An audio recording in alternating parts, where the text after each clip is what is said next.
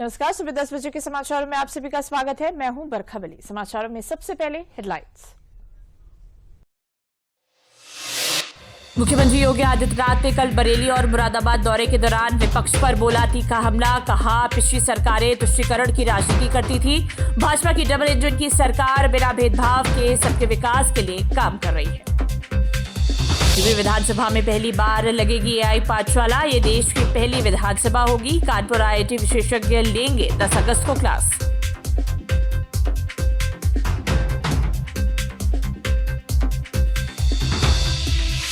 पहाड़ी इलाकों में हो रही भारी बारिश के कारण अयोध्या में सरयू नदी, प्रयागराज में गंगा और यमुना का जलस्तर खतरे के निशान से ऊपर। बाढ़ प्रभावित इलाकों में राहत एवं बचाव कार्य जोरों पर।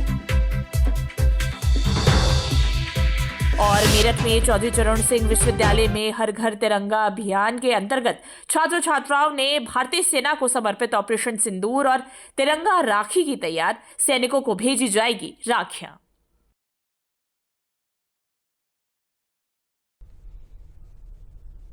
और अब खबरें विस्तार से।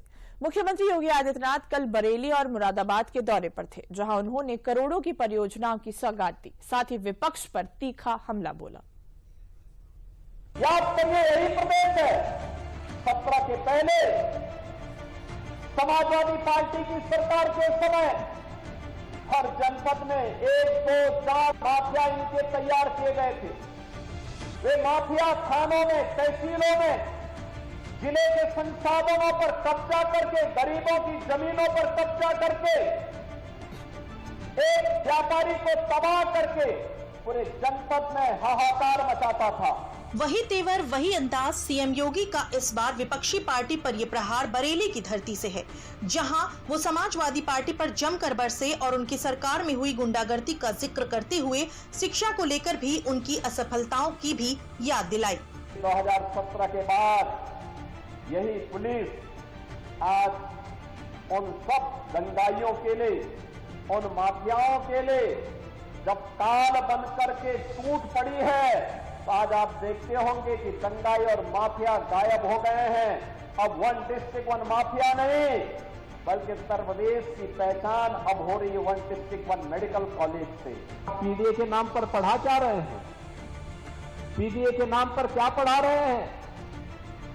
यानी समाजवादी पार्टी की सरकार है, याद करिए, ये वही सरकार है जब इसकी सरकार के समय गांव से गणेश पढ़ाया गया था। पहले की बीजेपी की सरकार में, सर्वदेव कल्याण सिंह जी की सरकार में, तो समाजवादी पार्टी ने कहा था गौ से गणेश नहीं, गौ से गधा होता है।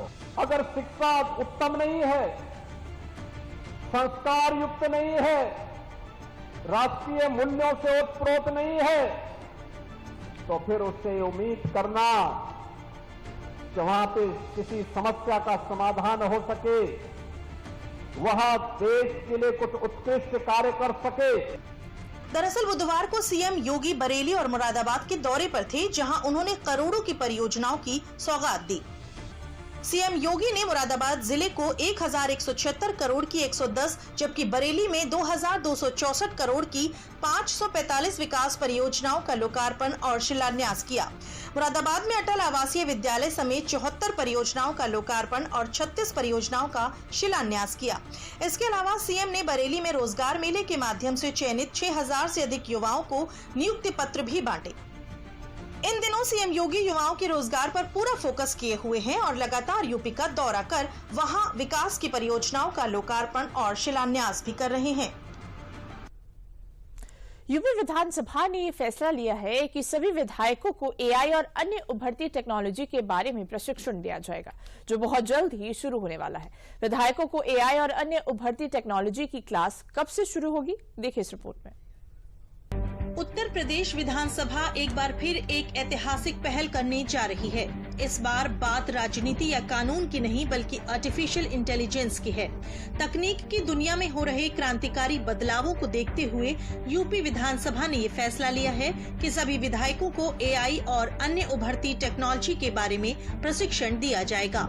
उत्तर प्रदेश विधानसभा देश की पहली ऐसी विधानसभा बनने जा रही है जहां विधायकों के लिए एआई पाठशाला यानी आर्टिफिशियल इंटेलिजेंस की विशेष क्लास लगाई जाएगी। विधानसभा अध्यक्ष सतीश महाना ने मानसून सत्र को लेकर मंगलवार को की गई समीक्षा बैठक के दौरान ये जानकारी दी। कब लगेगी ये क्लास और विधायकों को इससे क्या फायदा होगा, आइए इस पर भी नजर डालते हैं। 11 अगस्त से यूपी विधानमंडल का मानसून सत्र शुरू होने जा रहा है। सत्र से पहले 10 अगस्त को दोपहर 3 बजे विधायकों के लिए एआई क्लास लगाई जाएगी। आईआईटी कानपुर के एक्सपर्ट प्रोफेसर विधायकों की एआई क्लास लेंगे। इस प्रशिक्षण पाठशाला में एआई उपकरण बिल ड्राफ्ट करने की जानकारी मिलेगी। एआई क्लास में कानूनी समस्याओं की पहचान करने की भी जानकारी दी जाएगी। एआई तकनीक के बाद अन्य राज्यों या देशों के कानूनों की तुलना विधायक कर सकेंगे। एआई विधायकों की संपत्तियों या हितों से जुड़े संभावित टकरावों की जांच कर सकेगा। सोशल मीडिया सर्वेक्षण और याचिकाओं के माध्यम से एआई नागरिकों की राय बताएगा। एआई डैशबोर्ड के माध्यम से सरकारी परियोजनाओं की प्रगति की मॉनिटरिंग हो सकेगी। एआई पुराने दस्तावेजों, बहसों और रिपोर्ट को क्रमबद्ध कर सर्च करने योग्य बनाएगा। एआई तकनीक लागू होने के बाद सदन की वीडियो रिकॉर्डिंग भी एआई आधारित सर्च से लिंक हो जाएगी, जिसके बाद कोई भी विधायक अपने भाषण या दस्तावेजों के अंश निकाल सकेंगे। ये एआई प्रशिक्षण पूरी तरह स्वैच्छिक रहेगा। ये एआई क्लास न केवल विधायकों की डिजिटल साक्षरता बढ़ाएगी, बल्कि ये उन्हें आने वाले तकनीकी युग के लिए भी तैयार करेगी। ये पहल देश के अन्य विधानसभाओं के लिए भी एक मॉडल बन सकती है। प्रदेश में नदियों का जलस्तर तेजी से बढ़ रहा है। मिर्जापुर में गंगा खतरनाक स्थिति में है। 2013 के बाद गंगा का ये रौद्र रूप देखने को मिल रहा है। सदर तहसील के कोन ब्लॉक में हरसिंहपुर, जगदीशपुर, मलेपुर, लखनपुर सहित 1 दर्जन तटवर्ती गांव के पानी घुस गए हैं। सदर और चुनार तहसील में 37 बाढ़ चौकियों को सक्रिय कर दिया गया है। वहीं फर्रुखाबाद में गंगा नदी का पानी खतरे के निशान तक पहुंच गया है, जिस कारण फर्रुखाबाद की तीनों तहसीलों कायमगंज, अमृतपुर व सदर में बाढ़ का प्रकोप जारी है। वहीं अयोध्या की बात करें तो नेपाल और तराई के पहाड़ी इलाकों में हो रही लगातार भारी बारिश का असर अब इस जिले में दिखने लगा है। सरयू नदी खतरे के निशान से 18 सेंटीमीटर ऊपर बह रही है। बीती रात गिरजा बैराज व अन्य बैराजों से सरयू नदी में 4,80,000 क्यूसेक पानी छोड़ा गया है। इसके बाद अयोध्या में सरयू उफान पर आ गई है। गंगा नदी का जल स्तर अभी भी खतरे के निशान से कुछ ऊपर है। नदी लगभग 4 सेंटीमीटर प्रति घंटे की रफ्तार से घट रही है, लेकिन घटने के बावजूद भी अभी जो राहत और बचाव कार्य हैं वो लगातार जारी रहेंगे जब तक उसकी आवश्यकता है।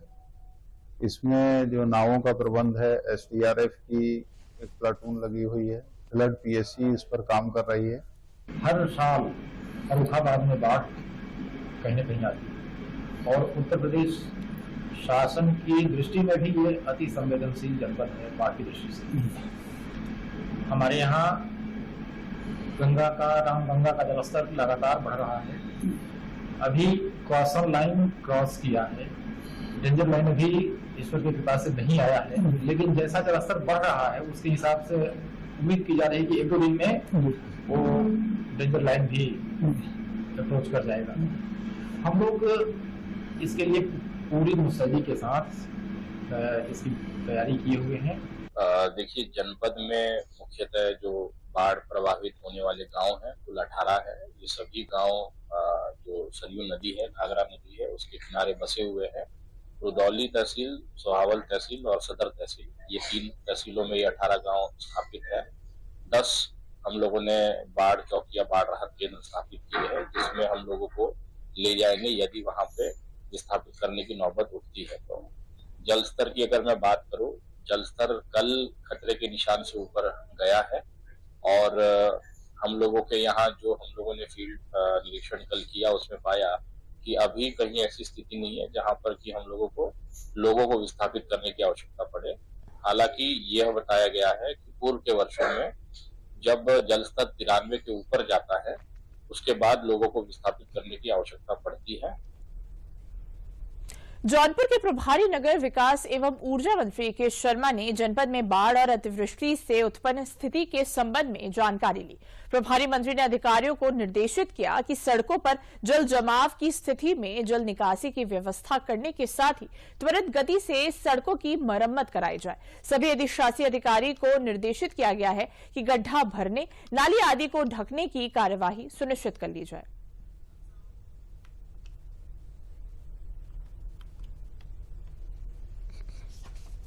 जौनपुर जिले में बाढ़ राहत प्रबंधन की विशेष रूप से समीक्षा करने के लिए मैं आया था। मानसून का सीजन चल रहा है, बरसात का सीजन चल रहा है। कई नदियों का जलस्तर राज्य में बढ़ रहा है। उसके दृष्टि से जौनपुर में क्या स्थिति है वो देखने के लिए और प्रशासन की क्या तैयारी है वो देखने के लिए मैं यहाँ आया। मुझे बहुत संतोष है। समाचारों में आगे बढ़ने से पहले लेते हैं विराम।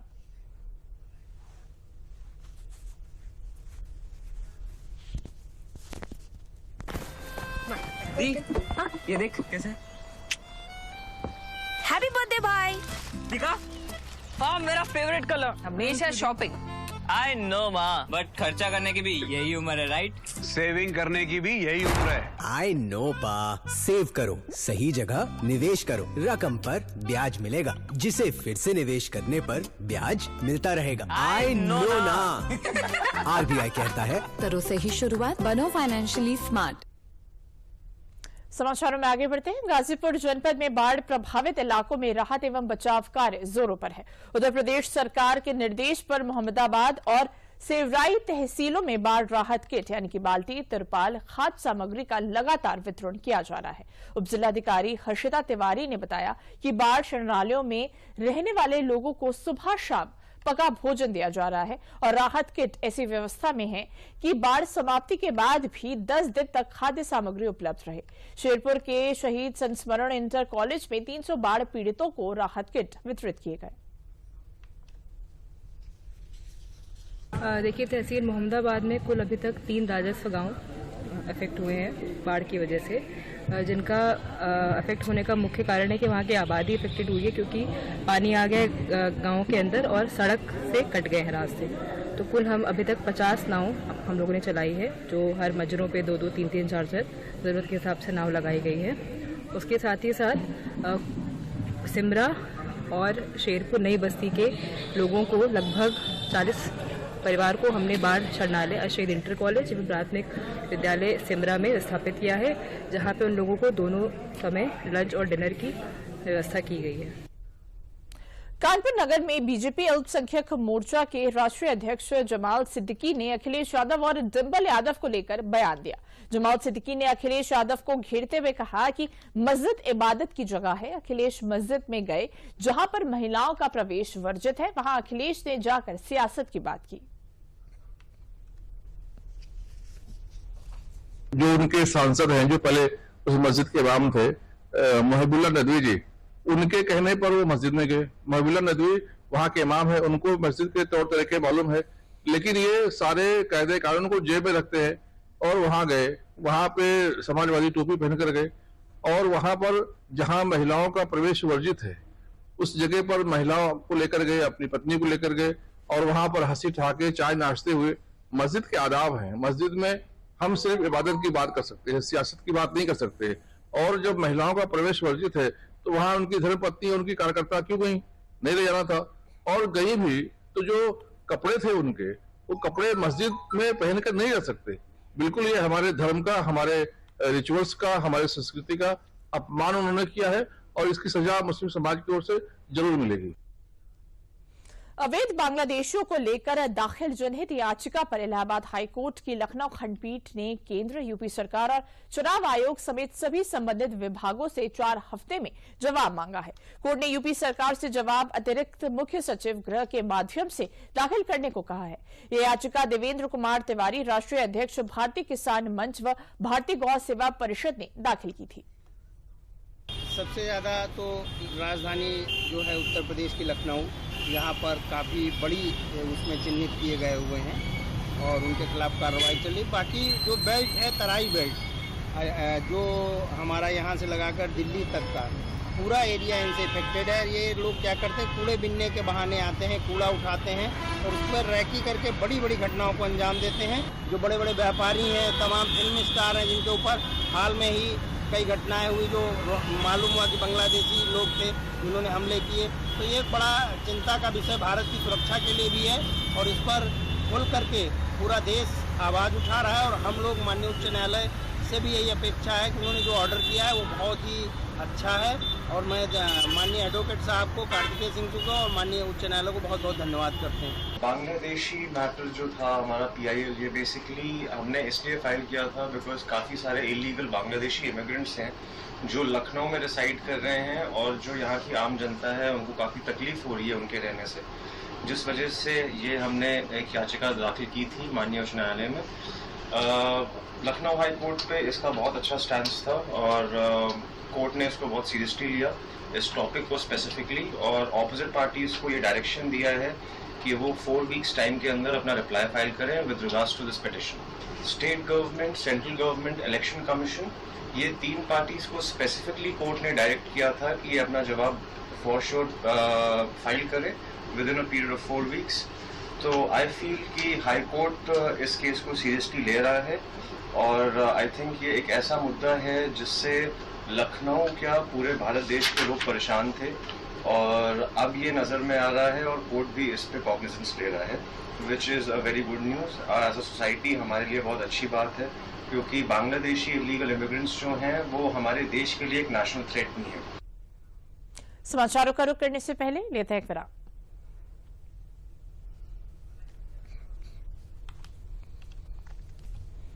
कब तक आप ऐसे फ्यूचर का टेंशन लेकर चलते रहेंगे? LIC के न्यू पेंशन प्लस के साथ अपनी पेंशन का प्लान बनाइए, क्योंकि ये प्लान आपके फ्यूचर के लिए मार्केट लिंक्ड वेल्थ क्रिएट करता है। और तो और इस प्लान में गारंटीड एडिशंस के साथ पेंशन पाने के कई ऑप्शंस भी हैं, so that you grow young and tension free. LIC, हर पल आपके साथ। समाचारों का रुख करते हैं। महाराजगंज के सुनौली स्थित भारत नेपाल सीमा पर रक्षाबंधन के अवसर पर SSB की 22वीं बटालियन की सीमा चौकी पर खास आयोजन हुआ। यहां स्कूली छात्राओं और स्थानीय महिलाओं ने भारतीय सशस्त्र सीमा बल यानी कि SSB और नेपाली सशस्त्र बल के जवानों को राखी बांधकर देश की सुरक्षा का संकल्प लिया। कार्यक्रम में दोनों देशों के जवानों को मिठाई खिलाई गई और बहनों ने उनसे आशीर्वाद लिया। इस आयोजन में दोनों देशों के बीच आपसी प्रेम, सहयोग और सांस्कृतिक जुड़ाव की झलक भी दिखी।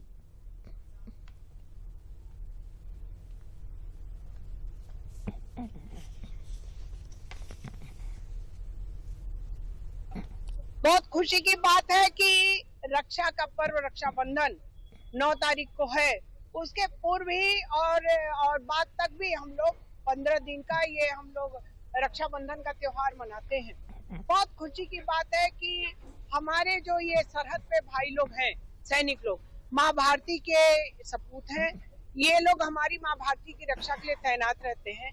ये मेरा अभियान 2500 साल पहले से आप देखते होंगे कि मैं हर वर्ष यहाँ पे आती हूँ और बच्चियों को भी आमंत्रित करती हूँ। बच्चियों के साथ यहाँ पे रक्षाबंधन का पर्व मनाते हैं। हमारा पूरा परिवार जो यहाँ पोस्टेड है सोनौली बॉर्डर पे, हम बेहद खुश हैं क्योंकि एक्स मेयर सत्या पांडे जी यहाँ पहुंचकर अपनी टीम के साथ हम लोगों का जो रक्षाबंधन का जो कमी था उसको पूरा किया।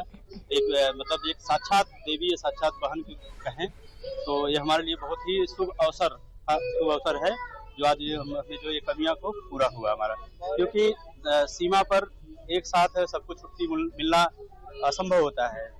कुछ जवान घर जा पाते हैं, कुछ जवान नहीं जा पाते हैं। ऐसे में जो बाकी जवान हैं रक्षाबंधन अच्छे से मना पा रहे हैं और ये सब उनकी देन है। मैं इनका बहुत आभारी हूँ। मेरठ में चौधरी चरण सिंह विश्वविद्यालय में साहित्यिक सांस्कृतिक परिषद और ललित कला विभाग के संयुक्त तत्वाधान में हर घर तिरंगा अभियान 2025 के अंतर्गत ललित कला विभाग ने छात्र छात्राओं ने भारतीय सेना को समर्पित ऑपरेशन सिंदूर और तिरंगा राखी बनाई है। छात्राओं ने अपने हाथों से सुंदर सुंदर देशभक्ति पर आधारित राखियां बनाकर तिरंगे को नमन किया। ललित कला विभाग का समन्वयक प्रोफेसर अलका तिवारी ने बताया कि ऑपरेशन सिंदूर की सफलता को लेकर ललित कला विभाग के विद्यार्थियों ने हमारे वीर जवानों के लिए ये राखियां बनाई हैं, जो भारतीय जवानों से लेकर प्रधानमंत्री को भारतीय डाक के द्वारा भेजी जाएगी। अभी जो कश्मीर में घटना हुई थी, ऑपरेशन सिंदूर जिसके तहत चलाया गया था, तो हम चाहते हैं जो सैनिक भाई हमारे सबके सिंदूर को, सब बहनों के सिंदूर को सुरक्षित रखने के लिए दिन रात वहाँ पर खड़े रहते हैं, तैनात रहते हैं, हम अपनी ये राखियाँ, तिरंगा राखियाँ, ऑपरेशन सिंदूर राखियाँ उनको बहुत ही समर्पण के साथ, प्रेम के साथ और बहुत ही अपने भाव लेकर हम सभी बहनें उनको ये समर्पित करना चाहते हैं। और रक्षाबंधन के इस पावन पर्व पर हमारी जो बहनें हैं, हमारे जो युवा हैं, उन सैनिकों को ना भूले जो अपने सारे त्योहार छोड़कर हमें ये त्योहार मनाने का अवसर प्रदान करते हैं। ऑपरेशन सिंदूर पे राखी बनाया है कि हमारी भारत सरकार ने ऑपरेशन सिंदूर के तहत पाकिस्तान को एक गहरा जवाब दिया है कि हम भी कोई किसी से कम नहीं है। अगर हमारे घर में आके आप इस तरह के आतंकवादी हमले करोगे तो हम ऑपरेशन सिंदूर के तहत आपके जवाब दे सकते हैं। तो हमारी भारत सरकार ने बहुत अच्छा काम किया है। तो इसी के अंतर्गत हम लोगों ने ऑपरेशन सिंदूर के पे एक राखी का प्रोग्राम है, तो हम लोगों ने मिलके राखी ऑपरेशन सिंदूर पे एक राखी बनाया है हम लोगों ने। हर घर तिरंगा अभियान के तहत एटा जनपद की स्वयं सहायता समूह की महिलाएं राष्ट्रभक्ति की मिसाल कायम कर रही हैं। जिले के विभिन्न हिस्सों में बने इन समूहों की महिलाएं मिलकर करीब 1.25 लाख राष्ट्रीय ध्वज तैयार कर रही हैं। इन ध्वजों को तैयार करने से न सिर्फ महिलाओं में आत्मगौरव की भावना जागी है, बल्कि उनकी आमदनी में भी बढ़ोतरी हो रही है। ग्रामीण राष्ट्रीय आजीविका मिशन के प्रभारी उपायुक्त प्रभुदयाल ने बताया कि तैयार किए गए ये सभी तिरंगे ग्राम पंचायतों और सरकारी भवनों पर लगाए जाएंगे। साथ ही आम नागरिक भी इन्हें आसानी से खरीद सकेंगे। तो ये हर घर तिरंगा कार्यक्रम मनाया जा रहा है। हमारे एटा में भी जिलाधिकारी महोदय के नेतृत्व में हर घर तिरंगा वाला कार्यक्रम शुरू हो चुका है।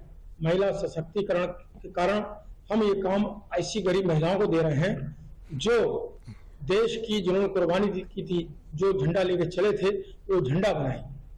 झंडे का हर घर तिरंगे कार्यक्रम अभी लगातार 3-4 दिन से लगातार चल रहा है जनपद में। और संडे को आदरणीय हमारे मुख्यमंत्री जी ने भी पूरे प्रदेश को ब्रीफ किया था और उस ब्रीफिंग को एटा की जनपद ने भी स्वीकार किया है, जिसका नेतृत्व मुझे दिया गया है। मैं लगभग 5 लाख के मुझे जो आवंटन मिला है उसके झंडे बना रहा हूँ। हम अभी तिरंगे बनाने का कार्य करते, अपनी समूह की दीदियों को एकत्रित करके उनसे भी बनवाते और हम भी बनाते, जिससे हमारी समूह की दीदियों को लाभ मिल सके और मिल रहा है लाभ उससे। उन्नाव में भाजपा प्रदेश मंत्री अर्चना मिश्रा ने तिरंगा अभियान का शुभारंभ किया। अर्चना मिश्रा ने जिला अध्यक्ष अनुराग अवस्थी और जिला सहकारी बैंक अध्यक्ष अरुण सिंह के साथ जिले के वरिष्ठ पत्रकार सलिल मिश्रा के आवास से तिरंगा अभियान का शुभारंभ किया। उन्होंने कहा कि प्रधानमंत्री नरेंद्र मोदी और प्रदेश के मुख्यमंत्री योगी आदित्यनाथ के नेतृत्व में हर घर तिरंगा अभियान हमें राष्ट्र के प्रति अपने कर्तव्यों के निर्वाहन करने की प्रेरणा देता है। अलीगढ़ मुस्लिम विश्वविद्यालय की बीपीएड छात्रा आफरीन जबी ने इंग्लिश चैनल तैयार कर पार कर इतिहास रच दिया है। वही उपलब्धि हासिल करने वाली एएमयू की पहली छात्रा बन गई हैं। आफरीन जबी ने डोवर यूके से कैप ग्रीस फ्रांस तक इंग्लिश चैनल की 34 किलोमीटर लंबी दूरी 13 घंटे 13 मिनट में पूरी की। इस दौरान उन्होंने 11 डिग्री सेल्सियस के ठंडे पानी में तैरकर अपनी दृढ़ इच्छा शक्ति और साहस का परिचय दिया। पश्चिम बंगाल के पश्चिम मिदनापुर की रहने वाली आफरीन की सफलता पर एएमयू सहित पूरे देश को गर्व है। उन्होंने इंग्लिश चैनल, जो कि एक बहुत ही कठिन रास्ता माना जाता है तैराकी के लिए, उसमें यूके के डोवर जो बीच है वहां से होते हुए उन्होंने फ्रांस तक का रास्ता कवर किया है और ये 13 घंटे 13 मिनट में 34 किलोमीटर लंबा रास्ता उन्होंने लहरों के बहुत ही पानी बहुत तेज था और बहुत ठंडा पानी, जिसका कि मैक्सिमम टेम्परेचर सिर्फ 11 डिग्री था, उसको उन्होंने क्रॉस करा। और ये हम सबके लिए बहुत ही गर्व की बात है। As a university vice chancellor madam ने बहुत ही खुशी जाहिर की है क्योंकि ये एक उपलब्धि सिर्फ एक बच्ची की नहीं है, उनकी फैमिली की, उनके शहर की और पूरे देश की, हमारी यूनिवर्सिटी की, सबके लिए है। एक लड़की ने हमारा नाम रोशन किया है, हमारी स्टूडेंट ने। तो ये हम सबके लिए सीखने वाली बात है कि कैसे जब परिवार, समाज, यूनिवर्सिटी आगे आते हैं, पूरा जब एक समाज बनता है प्रोत्साहन के लिए, तो जो छुपी हुई प्रतिभा होती है वो निकल कर आती है। और ऐसे जाने कितने कीर्तिमान अभी हमारे बच्चे, मुझे पूरी उम्मीद है कि वो इस यूनिवर्सिटी को लाकर देंगे और हमारे देश का नाम रोशन करेंगे। खबर प्रयागराज से है।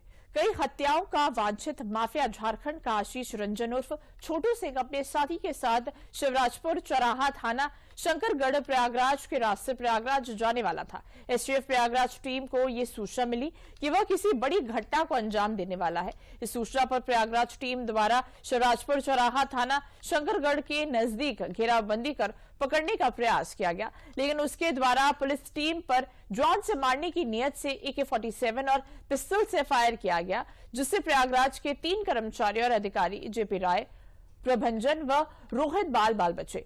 मौके से AK-47 राइफल व 9 mm पिस्टल और भारी मात्रा में जिंदा खोखा कारतूस तथा एक मोटरसाइकिल बरामद हुआ है। तो समाचारों में अभी के लिए बस इतना ही। मुझे दीजिए इजाजत। नमस्कार।